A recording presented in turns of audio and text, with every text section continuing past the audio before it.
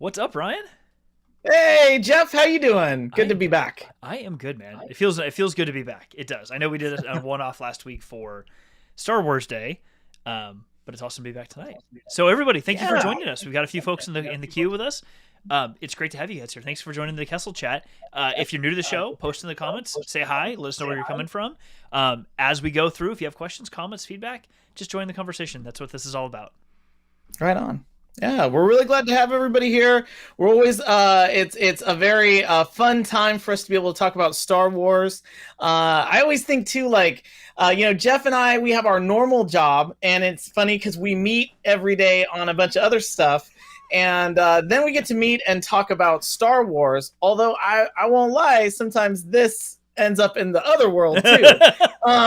Yes, it's happening more and more these days. Including a little bit of tonight's topic, which we were already talking about earlier today, which I thought was a great idea. That was on you. I thought that was so smart. Talking about like the kind of motivations that kind of drive these Jedi Sith power battles. Yeah. So yeah. So to kind of jump right into it, for anyone who caught the title, I had caught a video. Let's see here. Okay, to start off, we have like a fantastic comment already. Let me just expand this out here. So Cisco DevNet, awesome. Who had the best telecommunications equipment, the Jedi or Sith? That is a fantastic question. That goes back to like Old Republic stuff. Yeah. Oh, yeah, man. I mean, I will say that the Jedi have some excellent network security, some solid IoT sensors, but I will say the Sith seem to have a lot in mobility. A lot of those round circle ball probes. Yep. Yeah, they can kind of make their way out pretty easily. So you were talking about it before, like report back. a sound you can't get out of your head or like associate with something awesome. The Millennium Falcon breaking down. For me, it's that sound the Pro Boy drinks that like whatever Oh, that yeah. whatever that sound. I'm butchering it, but whatever that is, my son like periodically will say something like that, and or he'll make some sound, and all I can hear is probe droid in my head. It's funny. So another topic that Jeff and I were talking about before, even just like in the virtual green room, was just a lot of like the detail that's in Star Wars sounds and how that's there. On that telecommunications note, that probe droid and that sound when those probe droids are out there, especially on Hoth, is something that always stuck with me. And the heart of all of this conversation for Jeff and I came from there is a really cool feature in Disney Plus, and it's called Star Wars Biomes. And if you're familiar, if you have like an Apple TV and you play, like if you just let it go into like screensaver mode, it'll start showing like satellite images of like cityscapes or the ocean, downtown Saudi Arabia, you'll be, the coast of Australia. But one of the cool things is that Disney did that for Star Wars. And one of the biomes that you can see that pops up is Hoth. And I'm not gonna lie, Jeff, when it came up, I was like, I better hear a probe droid. And if I don't, this is not Hoth. And right. And so it came by and it was like, and it's just it was great. It brought me right back. I was in an immersive Hoth experience. Yeah. It's almost this, like if you're on Hoth, you need to hear both the probe droid and you got to hear a tauntaun, or whatever that sound is that tauntaun makes. I love oh gosh, by the way, if you ever want to laugh really hard, watch Bill Hader. He's a comedian. He's on a bunch of shows now, obviously, but he was back in the day back on SNL, and he does an amazing tauntaun impression. And talk about someone who's dedicated to the detail of it. It's like one of the funniest, like see, look, I'm gonna You're go for it. Yeah, I'm gonna go for it. It's that sound design. But yeah, to answer that question, I even though it might be a little dark side of me to say, I'm gonna say the Sith. I think the Sith have really like cornered that. Order 66 alone. I mean, their ability to collaborate, get that out there. Oh God, talk about edge computing. Like they had chips in the clones' brains that were already prepped and ready to go for all. I mean, like all the computation was happening here locally in there. I mean, you don't get much more edge compute than that. Like some sort of fog computing orchestrator that Palpatine had back on Coruscant someplace. Who knows? Welcome back to Star Wars IT Talk with Jeff and Ryan. Tonight we're going to be talking about telecommunications and also problems you might run into with your ATST. That's an all-terrain scout transport for those of you who don't know. Just it only has 2 legs. Oh yes, exactly. The chicken walker. The chicken. Oh my God! I haven't heard that in so long. The chicken walker. Oh yeah. That was how we used to call it when I was a kid. Yep. It was really funny too because like everybody can remember those from Jedi, but they're briefly in the background in the Battle of Hoth. They're there in Empire. And talk about like if you blink you'll miss it. It's like it's only there for just a moment, and it's not even like one of those things where they dropped it in the special edition. It's like there since 1980, and I always loved those things. I buy him on the planet of Hoth. I buy him apparently marching through the forests in Sonoma, Endor. Oh yeah, exactly. Yeah, Indoor. It's too funny. Okay, sorry. Tangent from our normal topic, or the topic we thought about for the night. The AT-ATs in the Battle of Hoth, they're intense. You see them, they're big, they're larger than life, but for me, they're so far away physically from everything that even though Luke flies around and does his little like, I shoot a rope at it, and somehow my tiny little cable takes down an entire AT-AT. different conversation, whatever. They're out there on the field, and there's like 5 or 6 of them or whatever there is, and they're intimidating. They're interesting to look at. But the first time I saw one of them, I was like, oh hell, those things are legitimately frightening. Was in Rogue One when they're on Scarif. Oh, yeah. When they are on Scarif, they land on Scarif, and the rebel group is out there splintering, doing their thing, and then all of a sudden the Imperials finally like get their shit together, and they're like, okay, we're gonna go on the offensive, and I forget what his name is, but him and the 2 characters that are like the Guardians of the Wills, he hears the sound, and he's got the big like rapid fire machine gun, and he hears the sound, and he turns around, and all of a sudden the trees, like, it reminded me of like Jurassic Park when the trees parted and the T-Rex comes through the trees all of a sudden. That's what it looked like to me. It steps through, and it's like you hear this whirring of like, and it stops.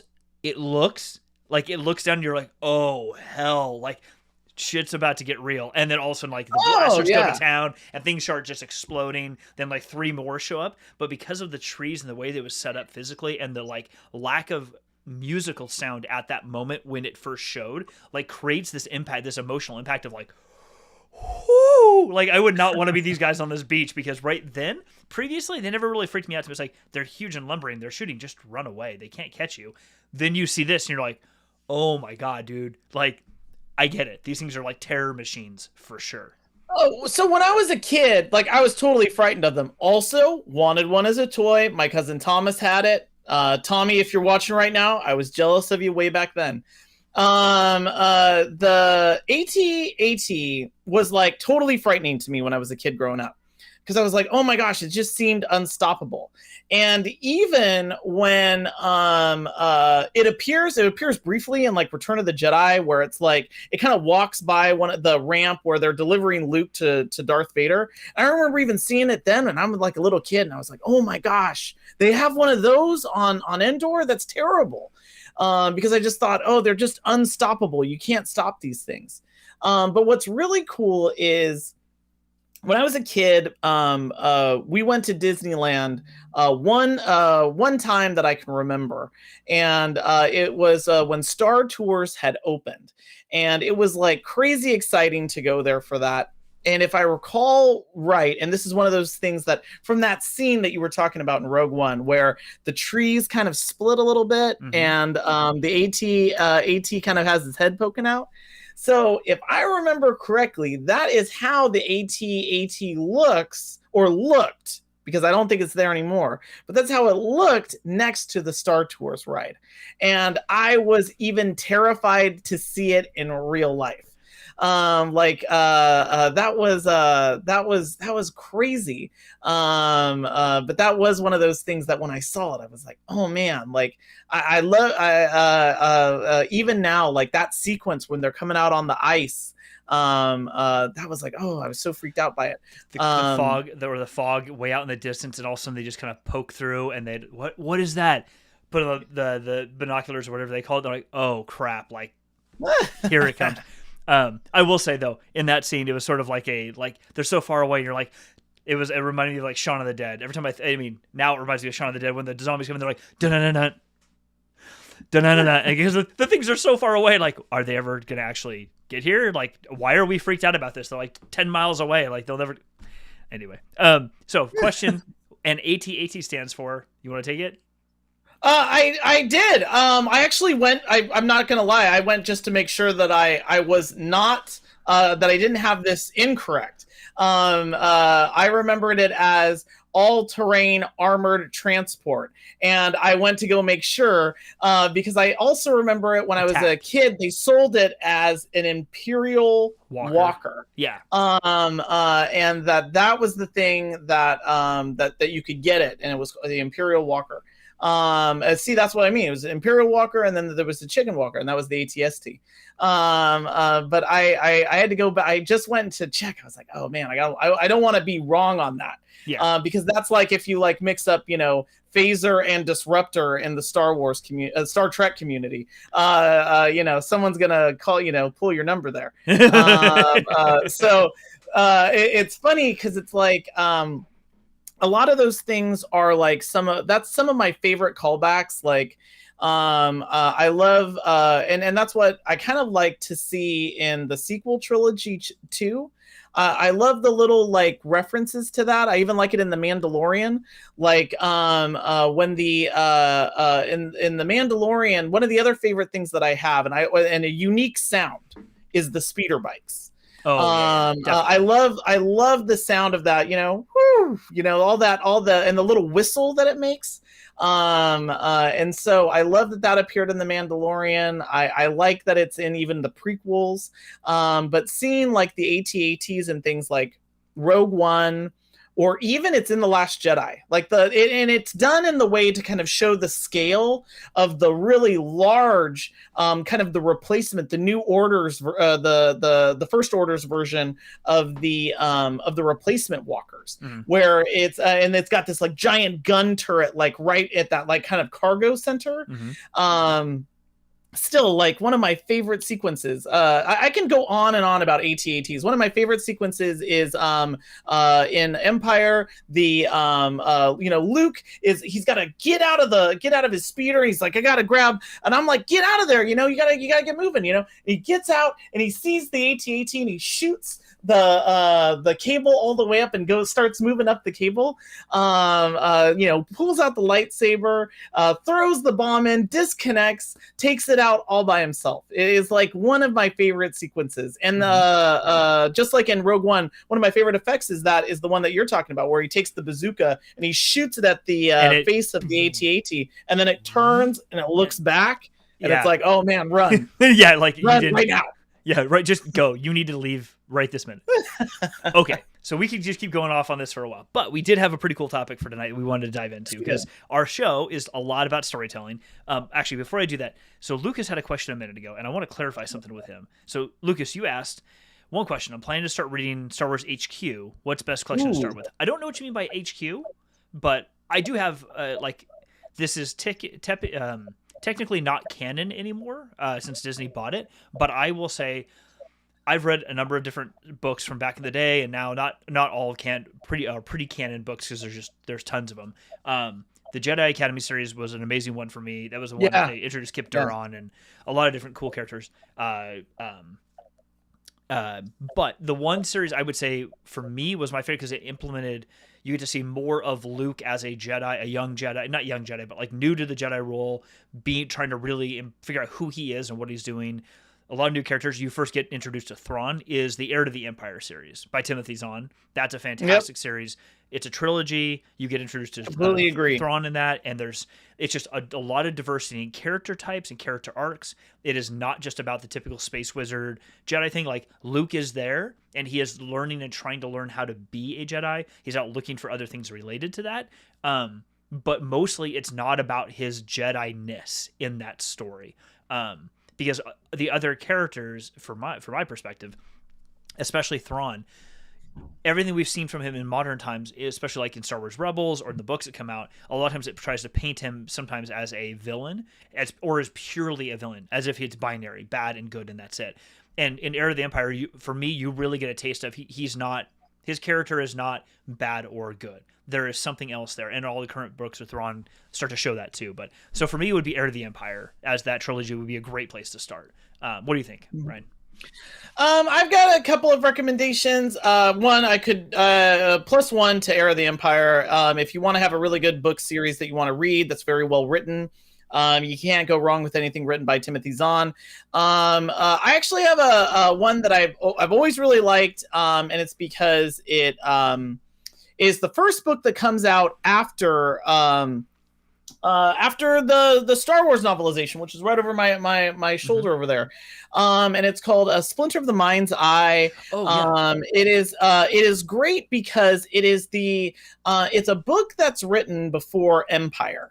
And it's a really cool book because there's a lot of things that are in it that are now canon, like kyber crystals, for example. So I would 100% recommend checking out that book. And if you want to see something new, Disney and Marvel have gotten really good at some amazing comic books, and so I would definitely recommend the Vader comic book series. 100%. Absolutely. And you can start with Vader 1. It is a great comic book series, totally accessible, and a great way to start if you haven't read any of the Star Wars comic books. Totally agree. Hopefully that helps, Lucas, but let us know if you want any more recommendations or if anybody else does. So our topic for tonight is, I saw this in a video that somebody did on YouTube at base. I saw this. And it made me think that since our show is a lot more about storytelling than simply Star Wars facts, anybody can talk about those things. What we like to talk a lot more about is the storytelling and how that connects with humans and their characters and the emotions behind it. And the video was a lot about why is it so often that games and comic or animated series and comic books, movies, the Sith Apprentices you see tend to feel like they have an outsized level of control or power in the Force relative to Jedi Knights or Jedi Masters they compete with or that they interacting with. And a prime example that, Ryan, you brought up, I think is the easiest one for all of us to remember because it happened within the last 20 years or so, is when Darth Maul fights against Qui-Gon and Obi-Wan. Qui-Gon, arguably a great sword master in the story, very experienced. Maul, much younger than him, far less experienced. How was he able to go toe-to-toe with him so well? And what it got me thinking is, like, we could debate how strong Qui-Gon was actually in the Force and all those things, but what I thought might be interesting to talk about is that happens repetitively. Like, even Ventress, when she shows up, like, she's very young. Well, I think she's actually characterized younger than Obi-Wan, yet somehow she is so powerful in the Force and can control things and move them around. And if you watch other animated series, you see the same sort of thing happen. And it made me think, like, why would you do that? So we know the path to the dark side is through anger and fear, but really it's not just that. It is more about selfishness, and not selfishness as in, F you, I'm going to do whatever I want. It's not that. It's selfishness as in being completely inwardly focused. I'm not worried at all about what happens to other people. I'm only concerned about myself. Like the core emotion of or feeling of being selfish, not like I'm doing this because I want to screw somebody else over. I'm doing this because whatever action I'm taking is because it helps me. And at the end of the day, I'm all about me. And that's where the dark side users get most of their power, because that things like something that says anger and fear and hatred leading to the dark side. I would say that's again too unnuanced a way to describe it, because it's much more about they're willing to be selfish about the power that they have and use it in whatever way they want. Whereas the Jedi tend to teach on the almost exact opposite side: don't ever use the Force. We're here just to study it and let it flow through us and let it use. And whenever we die, it's just our time and we go. And they're two completely different. Like, almost, they're polar opposite ways of looking at this thing that, as you hear it like that, at least for me, I'm like, dude, it's nothing in the world is like that. Everything is gray. I mean, everything is. And that's not a bad thing. Like, everything that we feel and deal with is gray. There's a middle ground for everything. But what it made me think is that why would you write a story where these youngish characters in their skills in the Force relative to characters that are much more experienced, why do they seem like they are so much more powered than we would expect them to be? Because we see what a Jedi Padawan looks like. And I was just like, from a storytelling perspective, why would you do that? I just thought that was an interesting thing to kind of dive into. Oh yeah, and I think that's kind of like the heart of you want to create a really good example of a movie that understands how you match a protagonist and an antagonist is like The Dark Knight, right? I love The Dark Knight. You could use that as a case study for this is how you write a protagonist, this is how you write an antagonist. Because an antagonist, to really drive the protagonist to answer them, to really drive it as a challenge, the antagonist needs to be the exact opposite and have the exact opposite motivation as your protagonist. And so you look at like Batman and the Joker. And in that movie, Batman is a character that is driven by rules and control. You have the Joker who and purpose. So Batman's got purpose. He's got a direct outcome, which is he's trying to apply order. And the Joker is a character that is the antithesis of that. Wants no rules. Wants to break the Batman of having their rules, and that is looking to live in chaos, and believes in that chaos so much that that's where the collision of those two mindsets happen. And one of the things that happens, I always think in a lot of like the movies and Star Wars, is the culmination, of course, is the lightsaber battle, but really it's like philosophies where you're seeing like Yoda say something like, the Jedi use the Force for knowledge and defense, like never for attack. And that's something that you can see that always happens in all of these like kind of this is a game title, Jedi power battles. You see these in like episode 1 and in all of the Star Wars movies and shows, where you're always running up against power on one side versus experience on the other.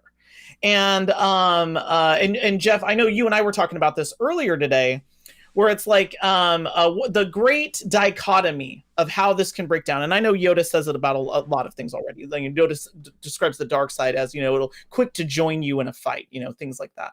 But one of the things that I always liked, and it's some pretty like hard talk that's happening between Luke and the Emperor, is Luke and the Emperor are sparring, verbal sparring. And then Luke says, your overconfidence is your weakness. And the Emperor says, your faith in your friends is yours. And that is the philosophy that these two groups are constantly fighting with each other. That one thinks, I'm never going to die. Literally, Palpatine's like, I'm never going to die. And then on the other side of that, you have I'm living for others. So it is a really a spectacular thing that then breaks down into, we're going to take some big glow sticks and hit each other. But I love that as the nucleus of the story. One is around believing in yourself to this crazy extreme, which affects people like Anakin and Palpatine and all these things, where it's like, I'm not just I'm overpowered, versus the other side, which is I'm so passive, I'll let the river take me wherever it goes. And that's a really interesting philosophy, kind of both backwards and forwards, when you start to see these two groups fighting each other. But yeah, I love this topic. Yeah, dude, when we were messaging back and forth earlier about this, I read someplace, and I forget, I think it's actually mentioned in brief within the book Plagueis, which I think is technically non-canon, but happened right before the canonization changeover. And if you haven't heard of the book or you haven't read it, Plagueis is, and you can see it in the cover art if you go look it up, it's basically a very large side profile of Darth Plagueis, a moon, M-U, spelled M-U-N, or Mun. I don't know, the banking clan, basically. In yes, the banking of the separatists, if you remember from episode 2. Exactly. So you see a side profile and kneeling, and so it's like just his face, and then kneeling in front of him, small, is Palpatine. Kneeling in front of him. So Plagueis is Palpatine's Sith master. He's the one who made him a Sith or brought him into the dark side. And in that book, I believe it's touched on in brief. And basically, we hear it from Palpatine there. I've heard somebody expand on this, and I don't have it quoted, so I'm going to paraphrase. But essentially that the reason why Palpatine specifically, but dark side users or Sith, I shouldn't conflate the two. Dark Jedi and Sith are not the same thing.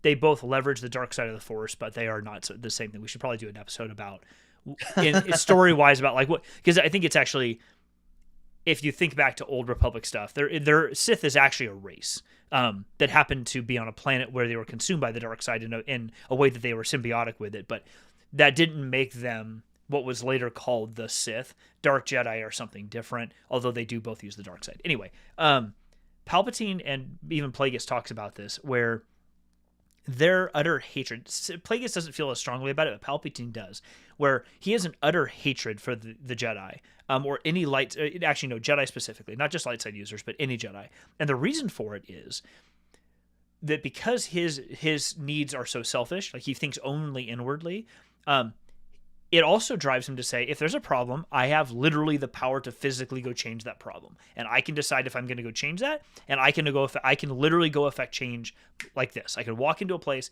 and mind control people to go do a thing that's in their best interest, whatever. I'm not here to debate whether that's right or wrong. I'm just saying he feels that he has that control because he physically does with the Force. Jedi feel like, to your point, I'm just Steve Jobs has said, your job in life is to put that boat in the river, that little like paper mache boat in the river, and just let these ideas and these contributions you make go into the world, and they flow. And when you're gone, they just get carried on by somebody else. That's how Jedi see it. And they don't ever want to step in. Like, worlds should have their own destiny and be able to run themselves. We're not here to change and influence a world. And Palpatine sees that as such a massive weakness of them, because he's like, if you can affect change, you should be affecting some change. If a group of people are starving, for example, if you're talking egalitarian, they're starving, and you can help them grow food by like influencing them in some way using the Force, then go do it. Why aren't you doing that? Then in his mind, obviously he is highly corrupted or corruptible, so his mind goes to a very dark place and does terrible things with it. But that's how he sees the Jedi, is this dogmatic group that refuses to step in and help and just wants to be scholarly and not provide aid to anybody and whatever else. That's how he sees it. And it's so interesting because, like you said, it's this very binary view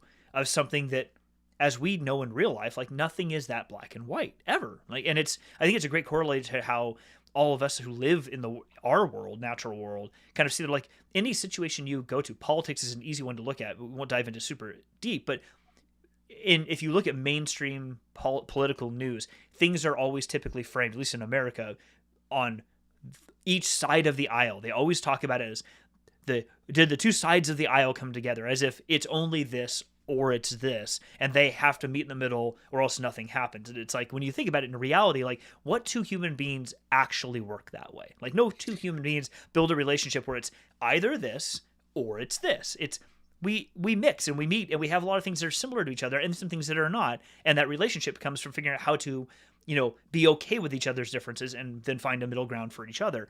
But I think that's such an interesting thing in the Star Wars realm, is that you get to see this very black and white or binary view between dark side and light side users, so that when you get characters like Ahsoka or whoever, who you can tell, or even Qui-Gon for that matter, who kind of end up, they call them gray Jedi, kind of play in the middle there, where they're not using the dark side, but they're definitely not like fully embraced in the sort of like, everything is bright and beautiful and rosy, and I'm just going to sit here and, like, meditate forever and be lost in the cosmic force, and that's the end of it. Like, and I find that very interesting, because it comes back to this idea of these Sith apprentices being so strong. They spend so much of their time learning to be selfish and embracing this power that they now have available to them, that I feel like it gives them this sort of like, Kyle, I think, actually said it really nicely in the chat, selfishness plus young angst. I mean, yeah, I think it is actually sort of a force multiplier, because it creates,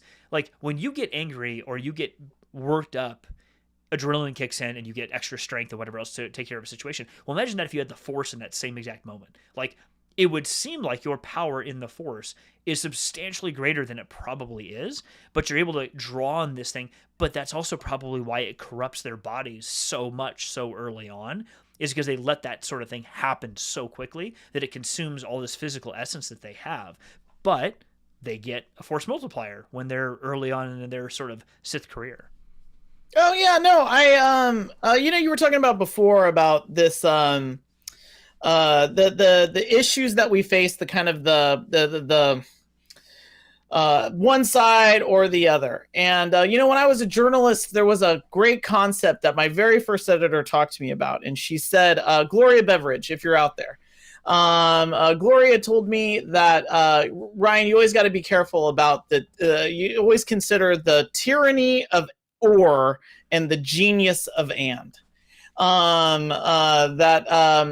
is such an eliminating, a dividing thing. And that's often how we have to look at these stories, is you have this character or that character, to borrow a line from Always Sunny in Philadelphia, who is it versus? Which is one of my favorite concepts. Sometimes I'm talking to my kids, and my kids are like, "Who is it versus? Who is it versus?" I'm like, no. The tyranny of or is really a thing where it's like that's the way a lot of stories are set up. But in real life, it's always the and. We're always a blend of these two things, and these are always like kind of extremist points of view, like your Jedi versus your Sith, where you have the extreme belief in yourself versus the extreme belief in a higher power, and that the truth is probably somewhere in the middle, where of course you have to believe in yourself, and you also have to have your kind of faith in a higher power, something bigger than yourself. I actually think that one of the original intentions for the Qui-Gon character was that he was this gray Jedi, this Jedi that kind of walked that line, and they kind of abandoned that. You can still hear it a little bit in the script, like, oh, if you would just follow the practices, Master, you would be on the council yourself. And that Qui-Gon is kind of this model of a great Jedi, but I really think that model is someone like an Obi-Wan character. Who is a definite gray character, not so heroic as we like to imagine, and definitely not an evil guy, but walking that line pretty finely, where he's able to beat Anakin because he literally has the higher ground, and Anakin can't understand that and says, "You underestimate my power." So again, this kind of over belief in the self. But Obi-Wan is this character that recognizes a very important truth, which is that many of the things that we cling to are influenced by our point of view. And I think that for those people who have a problem with the Luke character in The Last Jedi, Luke is very much in that vein. Luke is very much aware of how the dark side and the light are one part, and that it's a balance that you're really kind of seeing between those. And that in all of these stories that we're telling, like in Star Wars and that we're seeing, it's at times not a true representation of what we're trying to get to, of this versus that, but it's really these extremist beliefs that are colliding with each other. And of course then take on the, it's an amazing lightsaber battle, but it's really this what is right versus what is wrong. These are often the kind of things that we're seeing in these battles, and it's funny. Oh, go ahead. Sorry, I can go on and on and on. No, it's great. But every time it's, as you were saying this over and over, that last thing you just said reminds me of something you brought up that Alec Guinness's Obi-Wan said when, as a Force ghost, he's talking to Luke, and he said, "I thought you said he killed my father." Well, Vader killed my father. Well, he did. From a certain point of view. And that's what like. And you brought that up before. Like, that's exactly what this all is. Like, from a certain point of view, things can always be right or wrong from a particular point of view. Like, no individual is the villain in their own story. Like, no person, even in Star Wars, sits back and thinks of themselves as the villain. They don't go, Palpatine's not sitting back going, "I'm the bad guy and you're the good guy." Like, that's not how he's thinking of himself. So it's like, that's not how these people. So the idea of right and wrong is always from, you and I as people, and everyone watching this can agree that some things objectively in the real world are wrong. Murdering somebody is wrong. Like, that is not a good thing. We can objectively agree that is wrong. But in the course of a story, especially in something like Star Wars, if we take those very polarizing ideas of like something to that effect, which is even in that is still considered basically objectively bad. Everything else is subjective. It's subjective to the point of the view of the person that we're talking about. And you bringing up this sort of like black and white and then balance, which really the balance is the important part of the whole thing. Is when we talked about what Palpatine calls the Mortis gods, or the father, the son, and the daughter who live on the planet Mortis, and they're essentially a Force nexus. The daughter embodies physically pure light side. The son is pure dark side, and the father is literally in the middle, maintaining the balance between his father or his daughter and his son. And every day, the planet that they live on transfers from light during the day and dark at night. And during the day, everything flourishes and beautiful, and all the planets live. And as soon as darkness comes over, everything dies and burns and whatever else. And it refreshes every single day on a constant cycle. And it's not portrayed in their space as bad or good. It's portrayed as, this is what the light side looks like, this is what the dark side looks like. But they have to be maintained in balance, because that's how a world, you can't have one without the other. They have to both exist. And that's something I loved about the part after after that line that Obi-Wan says to Qui-Gon about, if you would just follow this, you'd be on the, or whatever, you'd follow this and you'd be on the Council Master. And he goes, Obi-Wan, I will do what I must. And I love that. Exactly. And I love that, because he's like, to me, he's actually the embodiment of what the Jedi should really be, which is the idea of, if you just follow this rule to be on the council, it's like, that's a very selfish thing. Why would you seek that? If you're not supposed to be selfish and completely selfless, why would it even matter if you got on the Jedi Council? Why would that even be a thing to aspire to? Why do you even have aspirations other than to simply learn more and be good? So for me, that was like, even hearing that conversation was an indication that even at that point in the Jedi's feelings of the light side and what they see their purpose in the galaxy is, they've already started to go down that path. Because if you're looking at that as a position of something I want to aspire to, it's like, I thought you're a Jedi. You're not supposed to aspire to or desire to aspire to anything. Like, that's what you say you are, but yet you're chastising your master for not aspiring to something if he just did something a little different. And he literally says it. He's like, I'm going to do what the right thing is that I see as this moment, and that's to help this child. Yeah, I gotta say, like, oh no, totally. I gotta say that, and it's funny too, because it's like, I think, obviously Star Wars is built as a parallel to a lot of things that we encounter in life. Like, I mean, even the Jedi religion itself, you can and it's not too far of a reach to say it's a religion. It's very dogmatic. And I think it is, in fact, a religion in certain countries. The thing that you can also see in it is, of course, you can see Eastern philosophies. You can see Islam in Jedi. You can see Christianity in Jedi. The prayer of Saint Francis is very much aligned with the motto of the Jedi, where there is not death, there is only the Force, which there is a reverse for the Sith as well. And so it's an interesting parallel to a lot of the type of kind of the polarizing things that we encounter in our society today.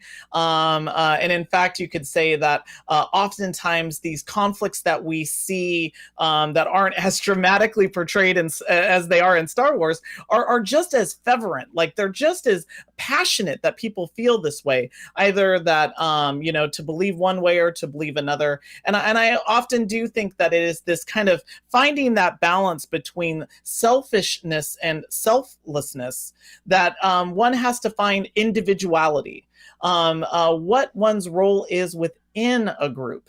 A good example of this, by the way, not to keep mixing in, I've talked about the Batman, and I've talked about, I think I even had a Star Trek reference in there, is a show that I will often bring up, which is one of my favorites, which is Avatar: The Last Airbender, or Korra, The Legend of Korra, I'll also throw out there too. But in Avatar: The Last Airbender, Aang is having to decide if he is going to be in the world, if being in the world means that he has to be of the world. And this is a hard thing for him to kind of balance, because like the Jedi, he feels this desire to be selfless, to be unconnected, and yet is wildly passionate about very specific things. He even keeps going back to other avatars before him and saying, what should I do? And they're trying to influence all of his decisions. In fact, so many people are. And in the end, it comes down to what he believes that he has to do, how he can stay true to himself. And I think that is kind of the old literary tale. And in fact, all heroes in all of their journeys go through this, which is the understanding that they must stay true to themselves. And in that process, they also might have to change, and that truth might change. And you see that in Star Wars with the character of Luke Skywalker. You see that even if you look at episodes 1 through 6 of what happens to Anakin, that staying true to oneself is very important, but that truth, that inner truth, that might change. And so you might have to change with that. Yeah. I really like the Star Wars universe because it is an extremist interpretation of that internal conflict that you can see played out among groups every single day. Exactly. I think we had a little issue with Ryan's video there. He'll be back, I'm sure, in just a second. Important stories are the most. Oh, I'm sorry. I think my audio might have cut out there. Yeah, but okay. I'll say that. William Faulkner said the most important story that we can tell is the human heart in conflict with itself.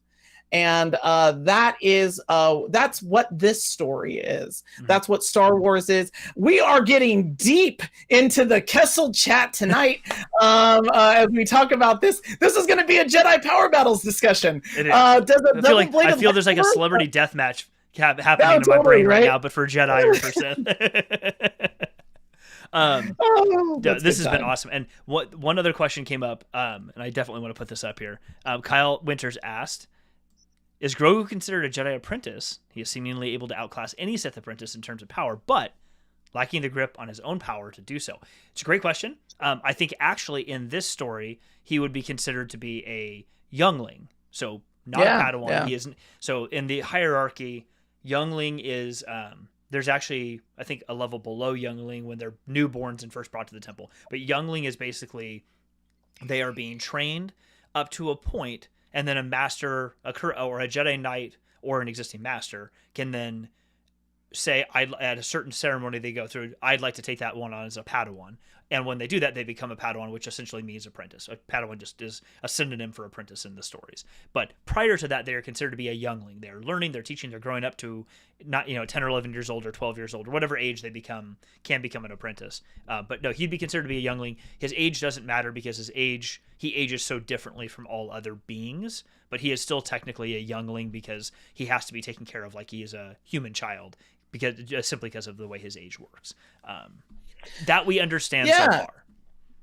No, and again, I think what's really interesting too is that Ahsoka talks all about how she's worried about his level of attachment, and I thought that was such an interesting issue to be concerned about. And again, it's like, how far could that attachment lead him to a fear of loss, like Anakin? Could that attachment, though, be an inspiration, very similar to what you see with Luke? Luke feels very attached to wanting to save his father and is willing to sacrifice himself for it, and his father's willing to do the same for him. Yep. So I think that it's a really interesting concept that attachment is kind of a lightsaber that cuts both ways. So yeah, I really, that's a great question, Kyle. I really like that. Yeah. Well, awesome, everybody. Thank you for being here.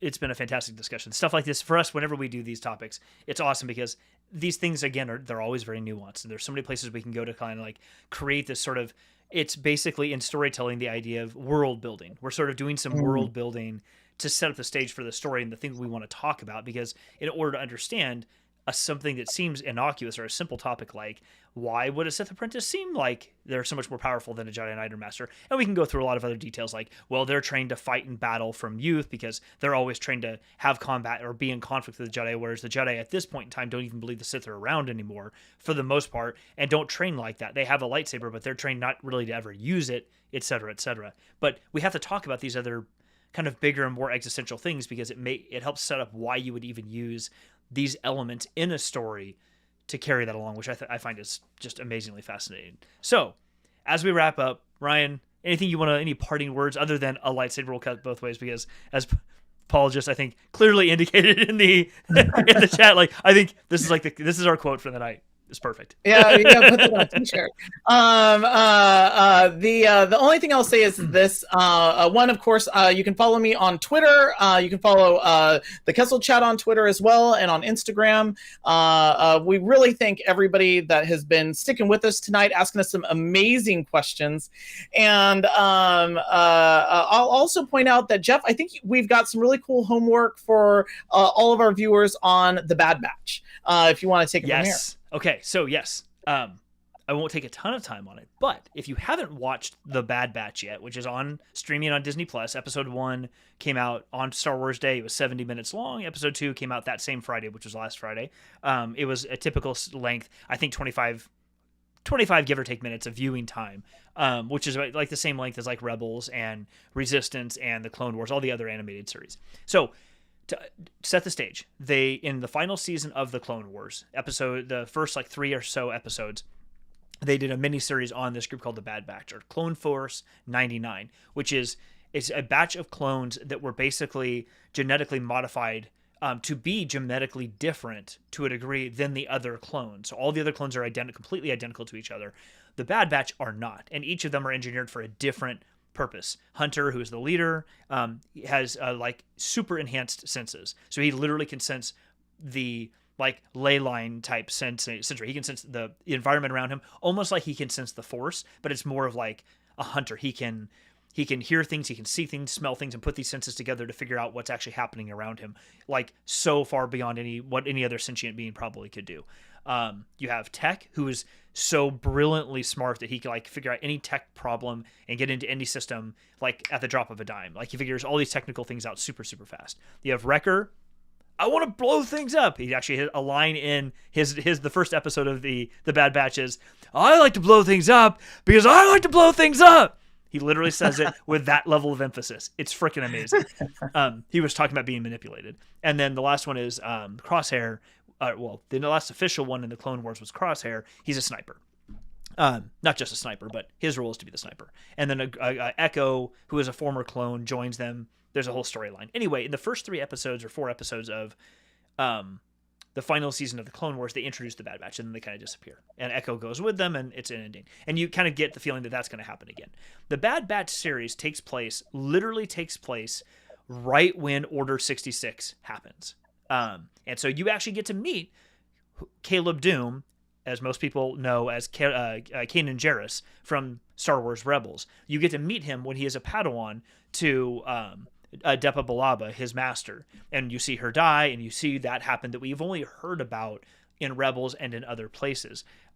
It starts right there. But the difference here is that the Bad Batch, because they're genetically modified, for the most part, the group of clones, the chip that's in them that creates the manipulations and the things that make them who they are, the Order 66 doesn't arrive for them. It doesn't process for them. It doesn't trigger any behavior in them. But all the other clones around them start behaving differently. They start behaving as this. But they're clones. Even though they are the Bad Batch, even though they are different and seen as different, they can also see the difference in their clone brethren around them, as they call them the regs, or the regular clones. And so when they show up, they keep going about their thing, like, oh, okay, what's happening here? But Hunter's like, something is just weird, man. Something's off here. We don't know what's happening. And the story picks up from there. It's interesting to me for a number of reasons, and the homework is everyone needs to go watch this. You need to go watch it. Matt Saunders, who's in the comments right now, I'll put it up here. He and I talked about this. He chimed in on a previous Kessel chat when we first talked about the Bad Batch. That was a month or 2 away, and he's like, dude, I don't know. I didn't really like them, and I get it, dude. I totally get it. I still understand it. But after he watched it too, you can see here on the screen, he's officially a Bad Batch convert. It's, again, we're going to talk about this next time after you, Ryan, have done your homework and watched them, because I know I'm behind. I will say this: I've watched as much as I can, and I will say I love visual references within Star Wars. And one of the things that came up that I was able to see in the Bad Batch was a visual cue from The Force Awakens, which I was like all about. And anyone who's seen The Bad Batch knows exactly what I'm talking about. It's from the end of The Force Awakens. And I love stuff like that in Star Wars. It is great when it's self-referential, but Star Wars like invented meta. So like anytime that kind of stuff happens, I'm all about it. When I saw the Godfather 2 ending of or Godfather 1 and 2 of The Last Jedi, I was all about that too. So yeah, anytime we get that type of references, I'm a big fan. Yeah, I totally agree. So the homework to everyone is go watch The Bad Batch. At least watch the first episode. If you can, go back to the Clone Wars Season 7. If you've got Disney Plus where you can watch it anyway, just go back to the Clone Wars Season 7. Watch Season 7. It's brilliant. You learn much more about Ahsoka and how she gets to where she is. You learn about The Bad Batch. Then go watch The Bad Batch. And we're going to talk about that, I think, probably on the next Kessel chat. It is my favorite new animated series because I've said this before about Rogue One and about Solo. We are getting to see the very real and the very human side of how people are affected when these larger galactic events occur. And I think that is so important because I love the Jedi. We all love the Jedi. We love that, all this stuff that we've talked about. But at the end of the day, where all of us as people can connect is what do other humans or other people view the world as? These, and they don't view it as these huge problems. They view it as the world that's right in front of them. But then when they're conflicted with these big things that they can't have any control over, what do you do? And we all feel that in our daily job when like bigger changes and bigger things happen at the company you work at that you can have zero control over.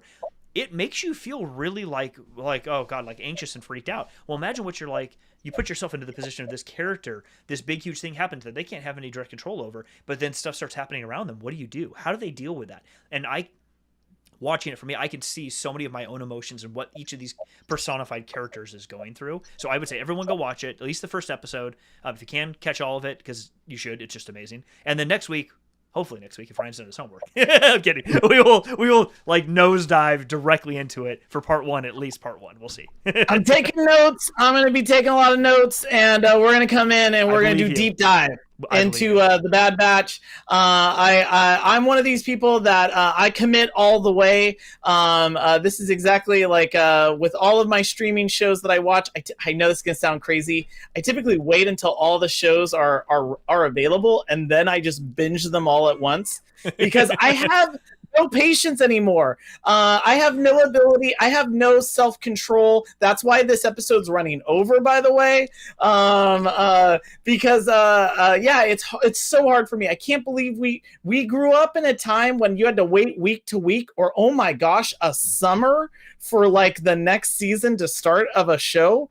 I forget about shows now. If a show has a summer, like my wife watches things on Hulu, it'll come out in the summer. Like we used to love watching Bob's Burgers, and I look back, I'm like, was the show canceled or something? She goes, no, it's just off for the season. I'm like, oh, I totally forgot that was even a show anymore. Like, if it's not going to be regularly talked about, like, okay, we could do this. We got other shows to do it. We're gonna have to pause for now because we've already run way longer than we usually like to. Ryan, thanks for being here, man. You can find me also. Ryan did his call out. You can find me at the at Jeff Boltech on all the social medias. Follow the Kessel chat. We do this every Thursday night at 7:30 p.m. Pacific time. Oh, and note, if you do need some additional reading, Ryan gave you some suggestions. But new just dropped literally Tuesday. Yeah. You have episode or issue number 5 of Star Wars: The High Republic. And issue number, I think, 4 of The High Republic Adventures will be out in a couple weeks. And the prelude book to the series I've talked about a few times, War of the Bounty Hunters, just dropped today as well. So that's out. There's actually an alternate cover as well, but this just dropped out on Tuesday as well. Everybody, thank you for being here. Really appreciate you sticking with us for almost an hour. And Kyle, I know, said that 50 minutes went by fast. It does go by really fast when you just get talking. Thank you guys so much for sticking it with us. We really appreciate it. Follow us on here on what am I trying to say? Here on YouTube. We're on YouTube, right? Yes, we're on YouTube. Yeah. Follow us here on YouTube. If you like what we're doing, hit subscribe. It really helps us out. Like the video because that does get us bumped up in the rating. If you want to get notified, hit the little bell, or I'll ping all of you guys on all the social medias and let you know. Have a great night, Ryan. We'll see you soon. Hey, thank you so much. Hey, good night, Jeff. Good night, everybody. Bye, everybody.